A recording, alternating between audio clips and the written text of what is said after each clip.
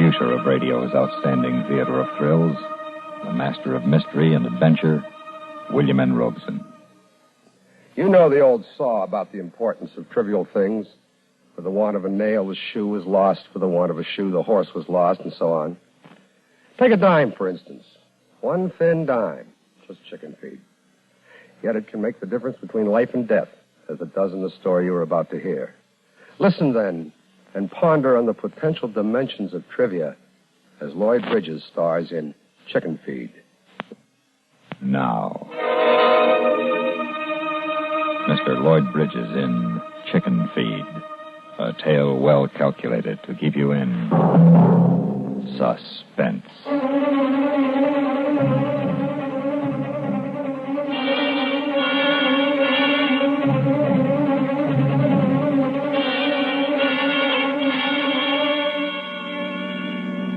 All right, it was a silly thing to fight over, I admit, but there it was. A dime. A measly thin dime. Chicken feed. Of course, that was only the beginning. See, Junior asked for a dime, and I flipped it over to him. And after he left the room, Mary said I shouldn't spoil the kid. It was time he learned the value of money. And I said, well, great Scott, if I couldn't give my own child a dime without her jumping down my throat. Oh, you know how those things get going. You keep saying things you shouldn't, and she lashes out with an answer, and before you know it, you've stormed out of the house, and you're taking it out in the car.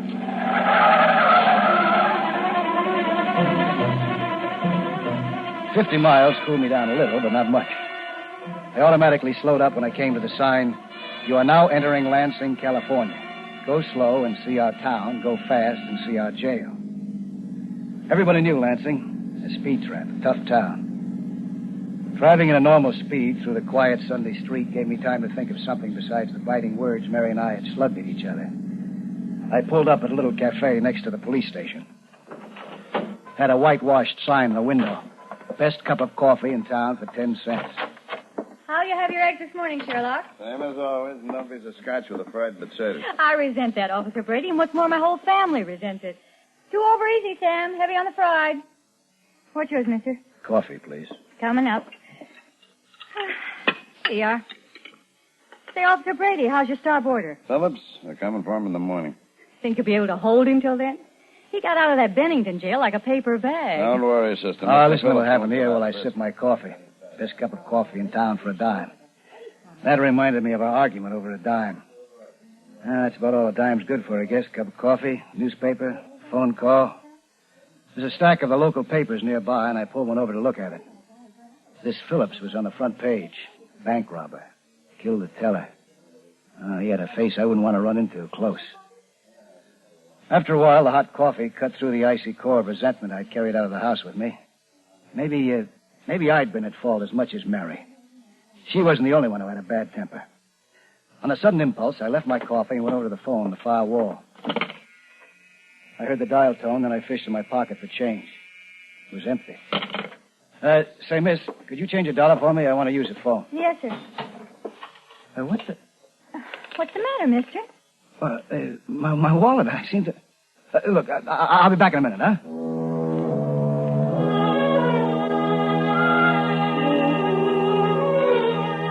No, Mary wasn't the only one with a temper. I'd stormed out of the house without changing the contents of my pockets to my clean suit.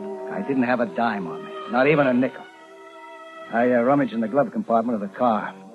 Mary sometimes left a coin purse. But this time, naturally, it wasn't there. I felt like a fool. And then... What seems to be the trouble, mister? Oh, hello, officer. I seem to have come off without any money. It's embarrassing. Yeah, embarrassing. I didn't realize it until I tried the phone. I'll have to send that girl a dime for the coffee as soon as I get back to town. You will, huh? Well, I don't know what else I can do under the circumstances. I better go inside and tell her. Now, hold on a minute. Huh? Where's your driver's license? It's in my wallet in San Francisco. You got any other identification? Well, there's the registration slip in the car. That's the car. What about you? Me? Well, I just got through telling you. Officer, I'm Ralph Clark. Clark and Jacobs in the Hatfield building. We're attorneys.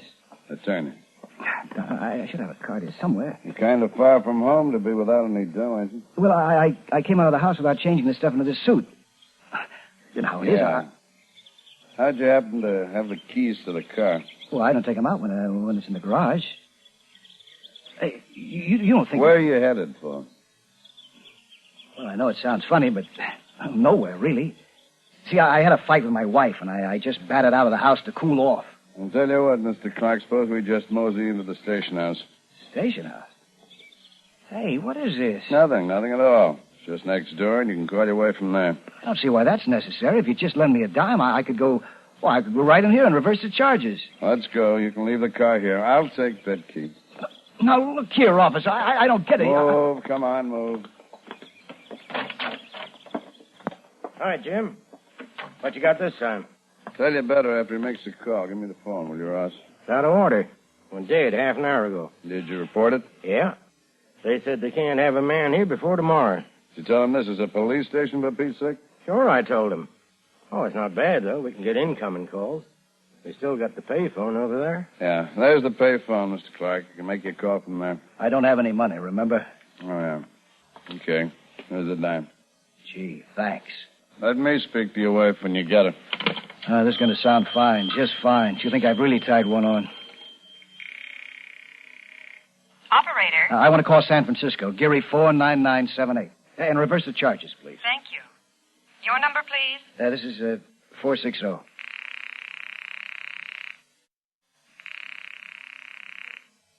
Hello. I have a collect call for Lansing, California for Geary 49978. Will you accept the charges?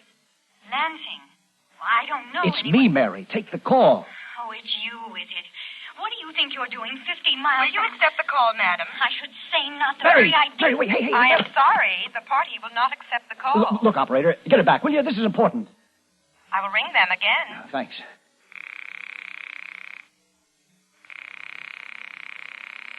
Oh, why didn't you pick up that phone? Your party does not answer. No soup, huh?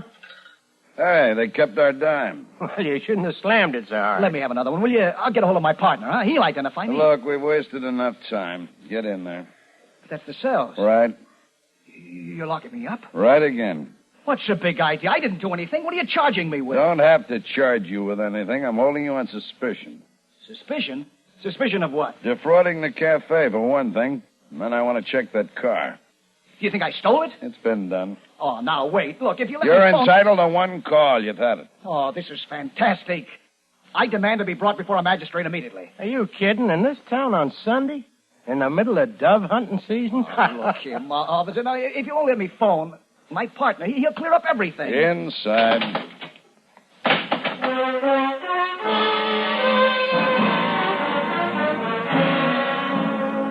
It was one big room. Along one side of it ran 3 barred cubicles, each just large enough to hold a bunk. 2 of the cubicles were opened, and the occupants, a couple of sodden, bleary-eyed drunks, lounged in the open space on a wooden bench that was the only furniture. A sickening odor cut through the disinfectant smell of the place. Hey, welcome to our jail. Stink pot of the San Nuevo Valley, eh, Slim? You said it. What's your beef, chum? Suspicion. Can you feature that? Suspicion. And they won't even give me a dime to phone. You mean you ain't even got a dime? No, you see, Yeah, that's too bad. Ain't it, Pete? Sure is. Wish we could help you out. Well, maybe we could at that. Hey, have you got a dime? Well, sure. I got 2 of them. Will you lend me one? Just one. I'll pay you back. I'll send you $10 just as soon as I can get out of here. Well, what's it worth to you, chum? I just told you, $10. Yeah, I know. Pie in the sky, though. What's it worth now? I mean, I can get me a pack of smokes with 20 cents. Give you a dime, I can't get me nothing. You got any smokes on you? No, I wish I had. I left everything in the pockets of my other suit, but... my wristwatch. Why didn't I think of that before? Well, what's the matter with it? There's nothing. Nothing's the matter with it. It's worth $50. Here, you look at it. It's yours for 10 cents. For one thin dime. Look, what can you lose? There must be something wrong with it. Is it hot? Hot? You mean stolen? Of course not. Well, what you offering it for a dime for? I want to get out of this filthy place. Oh, you don't like our company, is that it? If you want to put it that way, no, I don't. Hey, what do you think of that, Pete? That man, he don't like our company. We don't smell good to him or something. Well, now, ain't that just too bad? What do you think of that, Mr. Phillips? He don't like us. Have you got any dimes, Mr. Phillips?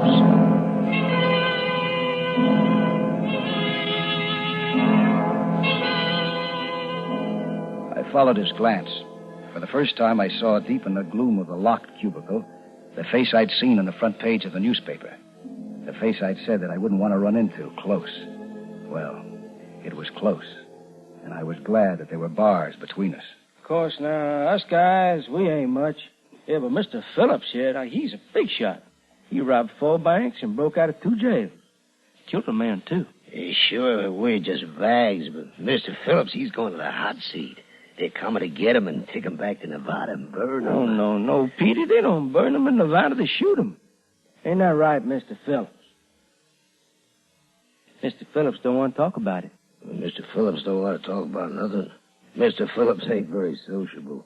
Just like this stiff. Oh, now, look, fellas, I didn't mean... Look, I just meant that I wanted to get out of this jail. Here, take the watch and give me the dime, huh? Okay, now, I'll tell you what. I'll match your foot. Match me? Yeah, a dime again the watch. Well, now, that's fair. And I got me a fair chance to get my 6, and you got you a chance to get your dime free. Yeah, but I'd rather... Take it or leave it. Well, all right. All right, now, you leave Petey hold the watch. I'll flip the dime on the floor, and you call. Heads. Tails, I win. Hey, wait a minute. Get your foot off of it. How do you know it's tails? It's tails. Ain't it, Petey? Well, sure, it's tails, all right. Here's the watch slip. Hey, what is this? Watch it, brother. You're not going to get away with this. Oh, get him, Pete. Don't. Yeah, that'll on you. This is for kneeing me. Don't. Hey, what goes on here? Officer, these... It ain't nothing. This new guy's acting. Yeah, that's it's all. this new guy. Quiet down in there. Trying to get us in trouble, huh? No. Look, fellas, for Oh, heaven's shut sake. up. Okay. Kangaroo. I'll be judge, you be prosecutor. Right. All right, prisoner at the bar, stand up. I said stand up. Cut it out. Yes. Shut up. Yeah, all right, Counselor. What is the prisoner charged with? Well, you wanna, this man here is a desperate criminal. He's charged with breaking into jail, insulting his fellow boarders, poor sportsmanship, and fighting. He's a very dangerous character, Your Honor. Yeah. Guilty on all counts. I fine you 10 cents. You know I haven't got a dime. Can't pay ya. Well, then, you can work it out. Rate of 1 cent a day. Yeah, first job will be to shine the court shoes. Shine your own shoes. Oh, she could be like that, huh? Hold him, Slim. Yeah, sure. Officer!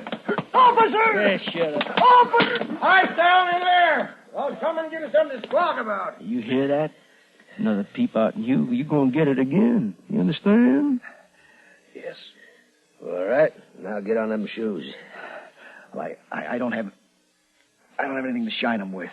You got a coat, ain't you? Now get going.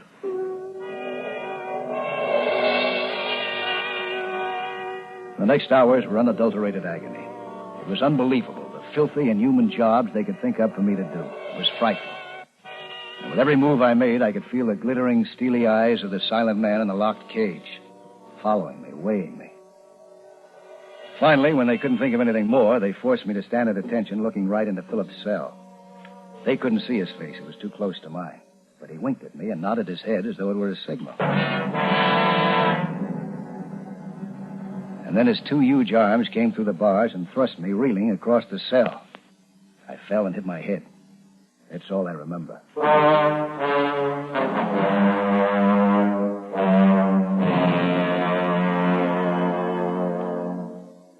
In a moment, we continue with Suspense. No parent we know has ever consciously dodged a responsibility to his children. That's why CBS Radio is sure you'll want to act now and learn what you can do about the crisis looming in our universities and colleges. Right now, our institutions are bursting at the seams. America's high birth rate points toward an acute emergency in education in the years ahead.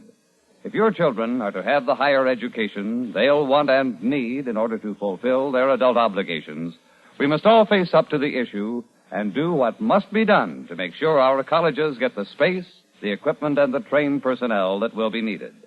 Like to have the facts of the situation? Write to Higher Education, Box 36, Times Square Station, New York 36, for a free booklet entitled The Closing College Door. It delineates the problem clearly. It outlines what you can do to help remedy the situation. Write for your copy today. The address again is Higher Education, Box 36, Times Square Station, New York 36. And now, we continue with Chicken Feed, starring Mr. Lloyd Bridges.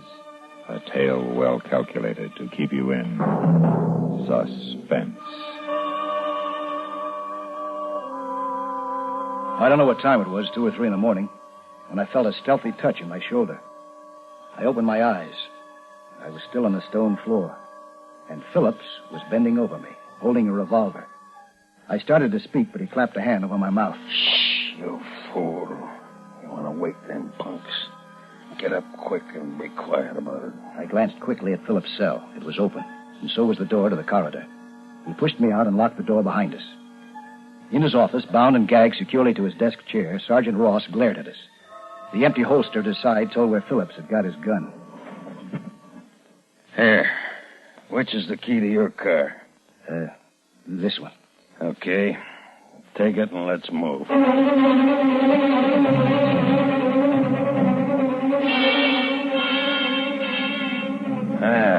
We made it.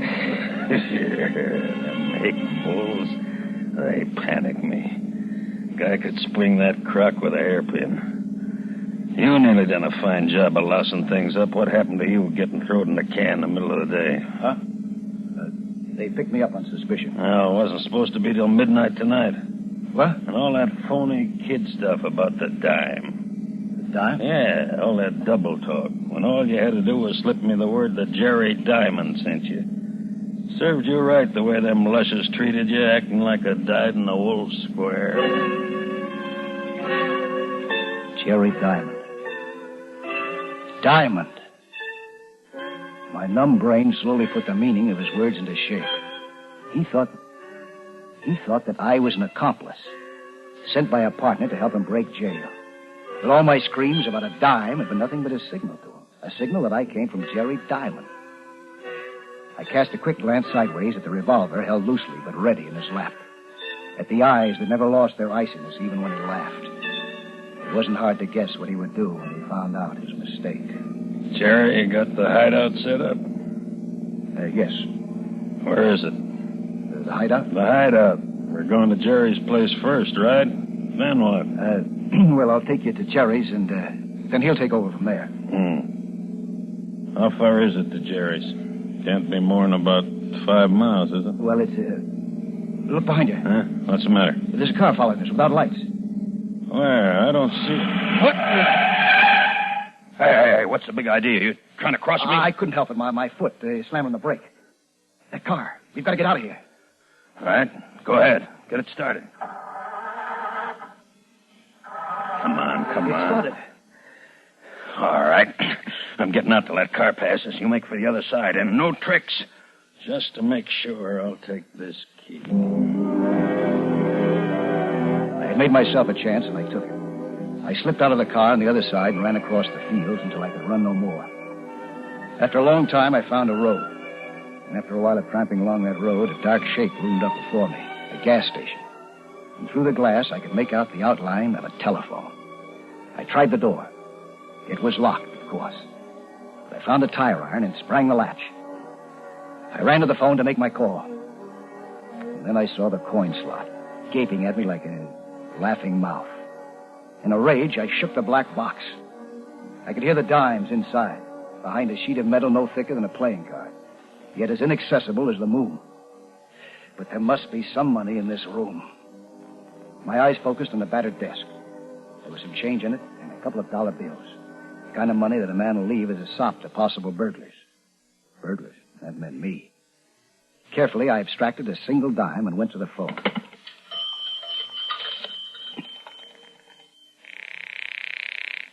Number, please. Get me San Francisco. Fillmore, 33265. It's Morris Jacobs.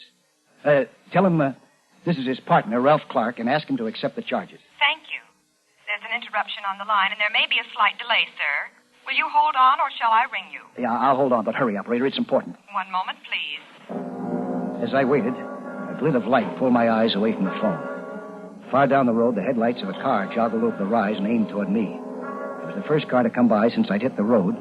It might be a stray, a farmer starting out before sunup, but I couldn't take the chance. Hastily, I hung up the receiver, closed the cash drawer, and snapped the lock on the door. Then I crouched beneath the desk, and not a moment too soon. Open up! Hey! I've tried to wake this character before. Sleeps like a dead man.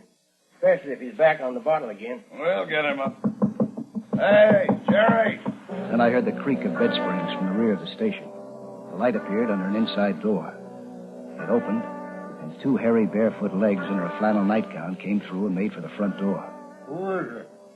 Brady and Ross, up and up. You're a fine bunch of cops running out of gas in the middle of the night. Come on in. It's chilly with the door open. It ain't gas, pal. Phillips broke jail. Huh? How'd he do it? Well, there was two of them. He had an accomplice. Said he was a lawyer. First thing I know, I'm looking into the muzzle of my own gun. You know, they say Phillips used to work for Houdini once. All right, Ross. We don't have all night. Point is, we found their car abandoned on the road back of Ferris's hop field. Ran out of gas. They can't be far away. Yeah, there was a big reward for Phillips after he broke jail at Bennington, wasn't there? Yeah, $1,000. Say, Jerry, you know him, don't you? You were in the Bennington pokey when he made that break. What was it, a drunken disorderly or something? Yeah. Yeah, had me a little too much and broke a window in the general store. We were roommates for the night. I was pretty scared. How'd he do it, the break? I don't know. I was sleeping at all. $1,000 reward, huh? A man could do a lot with $1,000. Not dead, he couldn't. Don't you go getting any ideas now. That Phillips is a killer, and so's his partner, most likely. Well, I ain't exactly helpless myself. Got a nice little feller on my side. Now, you take my advice, chum, and put that gun away. They show up here, you talk soft, and let us do the capturing. Sure, I'll play safe. We'll be going. Just wanted to alert you, Jerry. Yeah, thanks. So long, boys.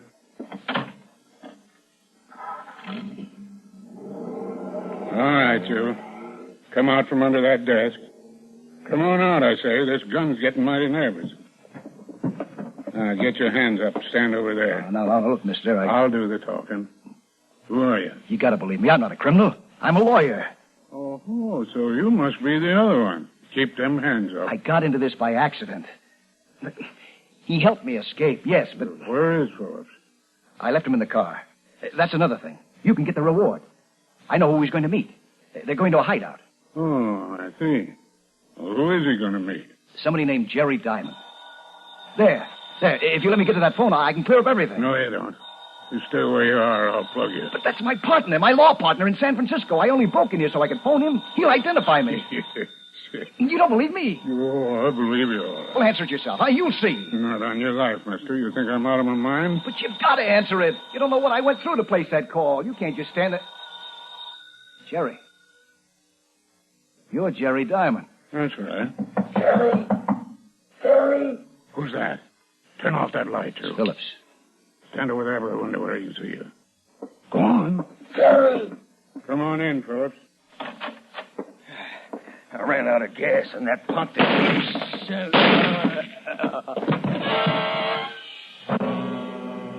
It happened so fast that for a moment I had no reaction at all. None. I just watched it. Watched Phillips holding his chest with both hands. Watched that giant body twist convulsively on the floor and then lie still. Watched Jerry bend over him and then straighten up. Then as he turned grinning, my emotion, my feeling came back. And what I felt was seething, overpowering rage, fury. Everything I'd been through this night. It was like a boiler that had to burst. Dead or alive. I just made me $1,000. You foul, stinking old man. Huh? You're worse than he is. Shut up. Maybe I'll get a reward for you, too. A small one. I could feel the bullet land on my side, just below the bell. The avenues of pain spread out like the cracks in a hammered window glass. But somehow, strangely, it didn't stop me. I kept moving toward him. He backed away, surprised. He was aiming for another shot when we grappled. I got the gun, and he got my throat. I stumbled. I held onto his hand that was holding the gun. I wouldn't let go. And as he fell backwards into the chair, I was on top of him. And as we threshed around there on the floor, I brought his hand up suddenly and smashed the gun into his face. And then he lay still. I listened to his heart. was all right. He was all right. Then I realized that I was all right. Yet he'd shot me, hit me. I should be lying there on the plank floor instead of that grotesque heap in the shapeless flannel nightgown. I felt my side where the bullet had struck. Brought my hand away. There was no blood on it. There should be blood. Touched the spot again. I fingered the contour of something small and hard and round. I pulled it out of my watch pocket. A dime. A dime. The 10th part of $1. All a man needed to buy a cup of coffee, to make a phone call, to pay a fine in a kangaroo court, to save his life. And I'd had it all the time. I had had it all the time.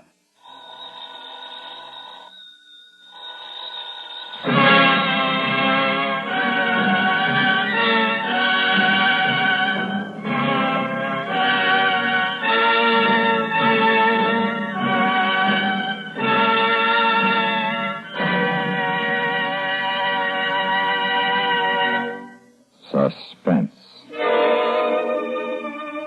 in which Mr. Lloyd Bridges starred in William N. Robeson's production of Chicken Feed by Lawrence Goldman. Listen. Listen again next week when we bring you Francis Lederer in Escape to Death, another tale well calculated to keep you in suspense. Supporting Mr. Bridges in Chicken Feed were Amzie Strickland, Betty Groveley, Ted DeCorsia, Lou Krugman, Jack Crucian, Charlie Lung, Lou Merrill, and Dick LeGrand.